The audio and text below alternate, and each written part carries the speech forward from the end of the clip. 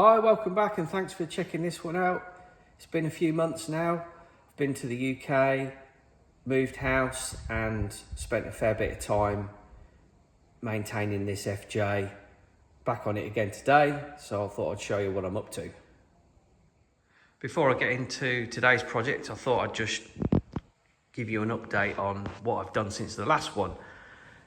So it's now on Club Rego, which means it's a historic vehicle and I don't have to pay expensive road tax, or Rego as it's called here, which is awesome. If you saw the last video, I mentioned that I noticed that these were split, so I got a new set of rubbers for there, this one as well, and a complete set for the quarter light windows. I also noticed on my last video that these were on upside down, so I've refitted those. These were also on upside down, fitted by the previous owner, which was a bit weird. I also managed to get a door handle for the rear. Shock absorbers turned up from Japan, so I fitted those. So they're in all the way around. I also had to get the front end completely rebuilt because there was just so much play and slop and knocking. So it's had all the steering knuckle wheel bearings replaced, tie rod ends, idler box rebuilt, steering damper, and it handles and steers a lot better now. It's a lot more responsive. It's still like a tractor, but it's a lot better.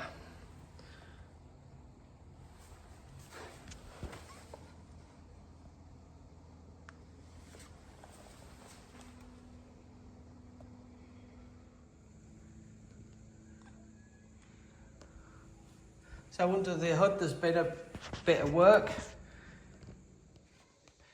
The battery strap and tray have been replaced because they were rotten. Managed to find those in Japan.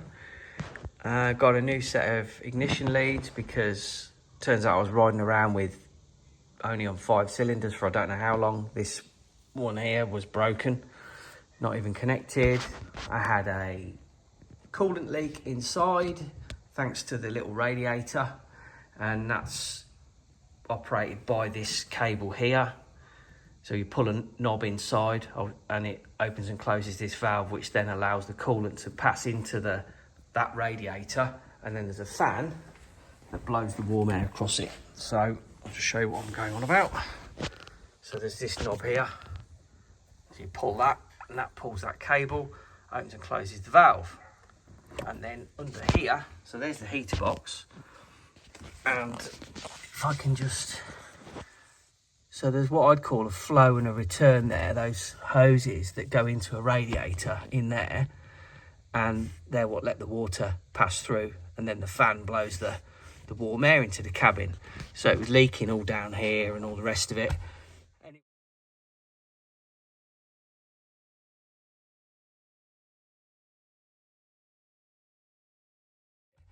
Anyway, that was a nightmare to get that out. I also then redid all the foam that had disintegrated. There was even a wasp's nest behind there. Anyway, that now works. And there's the air conditioning unit, which I'll talk about in a minute, which I'm going to need soon because spring tomorrow. The alternator failed while we were out having a meal for our anniversary, which Louise was well happy about because we got stranded. Luckily, some locals helped me push the car and bump start it. That's been done, new belt. I've got the air cleaner off ready because it's going into the auto electricians on Thursday because the air conditioning compressor failed. It started to sort of whine, which means the bearings are gone in it. That was a little bit tricky to get hold of one of. Obviously, as you can see, it kind of lives here. I've took it out, and there's the hoses. One of the many problems is, and I'll bring you over to the bench, the old compressor and the gases in there were running what's called R12, which you just can't use anymore. I think it's the old sort of ozone depleting gas. The new systems use think it's called R134A gas, and the fittings are different to put the gas in, and the oil within the system is also different. Now, correct me if I'm wrong, anyone, but I am a novice at all this. So the oil that would be in here is mineral oil, and the oil that goes into the new one is synthetic. So at least it will be kind of up to date and serviceable. I managed to get a compressor exactly the same, or nearly the same. Now, as you can see, there's 4 mounting points on the top, and on the bottom this side there's 2, and on this side there are none. And that's because, come back over here, it would foul down here on the hose for the radiator, which is slightly different because this model's got factory aircon. Or well, it's not actually factory, it was put in by the dealership when the car was delivered. Anyway, got this one, found it on Amazon, and it came from China this week. And the only issue was it had mounting points down here which were fouling on it. Now, I've done a fairly decent job, I'm pretty happy with it. I hacksawed those off by hand and then filed them flat.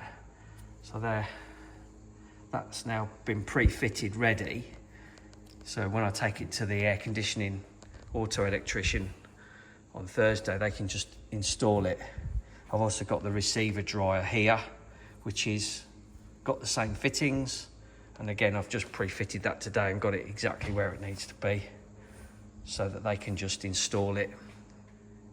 So they can flush the old oil out, install it all, gas it, put the new fittings on, and hopefully I'll have a aircon system that's sort of future-proof. Got a new belt ready to go there.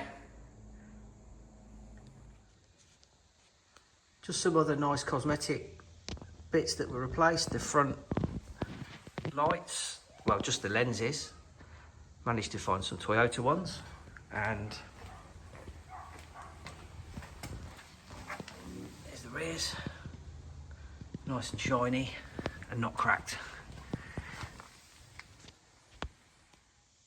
So hopefully the next video will be building this mini version of the big one. It's on the CC02 chassis, nice and simple, something to break me back into the hobby. It's got a pre-painted body, LED light kit, looks cool, can't wait. Thanks again for watching. Leave me a like, subscribe, comment, all appreciated. See you on the next one. Cheers.